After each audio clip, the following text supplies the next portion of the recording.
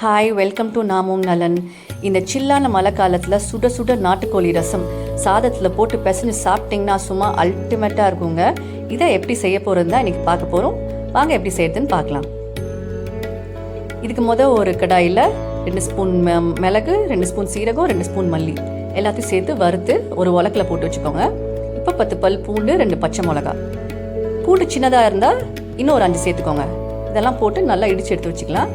இப்போது ஒரு மண் சட்டியில் கொஞ்சமாக நல்லெண்ணெய், கடுகு, கருவேப்பிலை, 4 காஞ்ச மிளகா, ஒரு 100 கிராம் வரைக்கும் சின்ன வெங்காயம் இடித்து சேர்த்துருக்கேன்.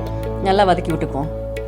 நல்லா வதங்கிருச்சு. இப்போ 2 சின்னதாக நறுக்கின தக்காளி இதையும் சேர்த்து நல்லா வதக்கி விட்டுக்குவோம். வதங்கிருச்சு. இப்போ இது கூட நம்ம இடித்து வச்ச மசாலாவையும் சேர்த்துட்டு பச்சை வாசனை போகிற வரைக்கும் நல்லா வதக்கி விட்டுக்கோங்க. இப்போ நான் 750 கிராம்ஸ் நாட்டுக்கோழி இதை சேர்த்துருக்கேன். கொஞ்சம் மஞ்சத்தூளையும் சேர்த்துட்டு ஒரு 15 நிமிஷம் வரைக்கும் நல்லா வதக்கி விடுவோம். இது நாட்டுக்கோழிங்கிறத கொஞ்சம் டைம் ஆகும் வதங்குறதுக்கு. இப்போ இது கூட 1.5 லிட்டர் தண்ணி சேர்க்குறேன். சேர்த்துட்டு கொஞ்சம் உப்பும் சேர்த்துட்டு மூடி வச்சு இது 1 லிட்டர் ஆகிற வரைக்கும் நல்லா கொதிக்க விடுங்க. கிட்டத்தட்ட 30 நிமிஷம் ஆச்சு. இப்போ திறந்து பார்த்துடலாம். ஆஹா, சூப்பராக ரசம் ரெடி ஆயிடுச்சு. மல்லி இலை தூவி சுட சுட சாத்து கூட சர்வ் பண்ணுங்கள். பிடிச்சிருந்தா கமெண்ட் செக்ஷனில் கமெண்ட் பண்ணுங்கள். தேங்க்யூ.